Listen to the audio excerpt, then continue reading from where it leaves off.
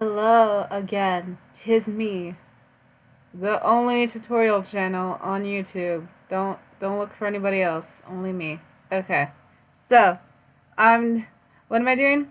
I'm doing a tutorial, yes, on shit that's hopefully useful for you. So for rotoscoping, there is a technique that can get rid of certain camera movements so that you don't have to kill yourself trying to rotoscope it and have chatter when there doesn't have to be chatter. And chatter is like when edges are just going all over the place like a rave party.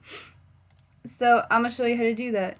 And this is kind of like an add-on to a tutorial that somebody else did, which I will link them. I think it was another Stacey, not the Night 130, the other Stacey, but I will link it in the comment section, in the description, wherever. Check that out first. And this is kind of like, I don't know, the part 2 of that.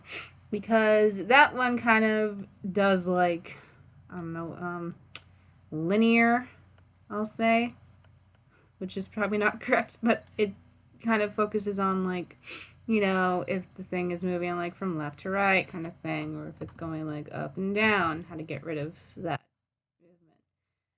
Whereas I'm going to focus on this movement, which is a zoom in, which for the longest time I didn't do because you'll see later when I do it, it kind of gets jittery the way that After Effects, stabilizes movement, but I think I found a good fix for that. So you can get rid of all the movement. Anywho, introduction aside, let's go. So, for those of you, I'm not going to go too into detail. I probably might, who knows. So, the way to get rid of movement, just in general, is when you go to Tracker. If you don't have this window, go to Window and then find Tracker. Yeah, Tracker, wherever it is. And then Stabilize Movement. And so here we get a tracker point because it defaults to position. But it's not just position we're dealing with scale as well. And if you had like a rotation, you'd also put rotation there, but we ain't gonna fuck with that. So I want scale and position. So cool. So we'll always get 2 points. Now, I can try to find, good contrast and shit. So like I'm looking at these rocks. These rocks don't move other than with the camera. So these are pretty good. And you're kind of looking for, things that stick out contrast and shape-wise. So that's a good thing to do. And then I'm going to go find something else that won't get, fucked up later. You're looking for things that aren't, getting obstructed by other stuff, that's not moving by itself, that stuff. So when you find 2 points, I'm also going to use that guy. You're good to go. But there's one thing that I want to also talk about, which is that in certain lighting stances, the tracker will fuck up, even if you can clearly see what it's supposed to be tracking. It might not. So I'm going to put some brightness on it first. Brighten that sucker up. And kind of add a bit more contrast so I can clearly see what it's doing. And then I'm going to pre-compose that.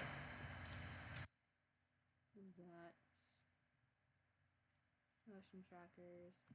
Copy that, put that there. Hopefully that worked. I've never actually tried that before. Ooh, it worked. Okay, cool.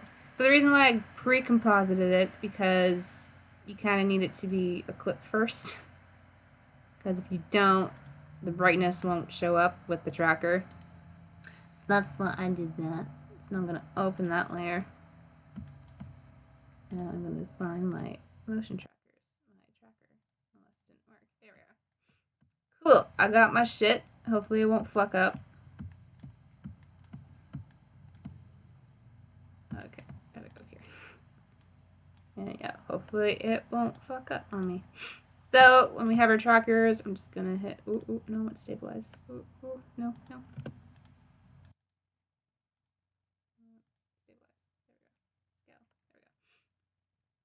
Okay, so I got my 2 points. I'm good. And I'm gonna hit play.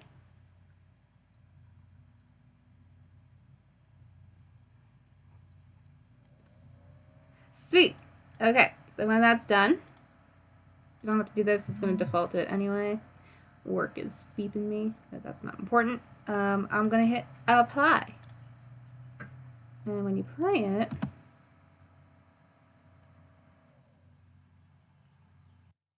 you see that it's gotten rid of some of the movement, so it's not like scaling up. But if I play it, you kind of see like it's going like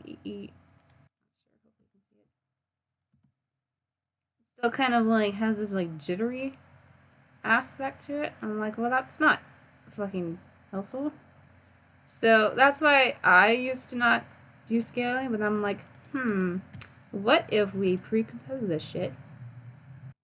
So I have my pre-composed thing here. As you can see, there's no tracking data. If I go in here, there's tracking data. So on this one, I'm gonna hit the warp stabilizer, which will hopefully not take too long, but it will also smooth out that little weird jittering shit we got going on.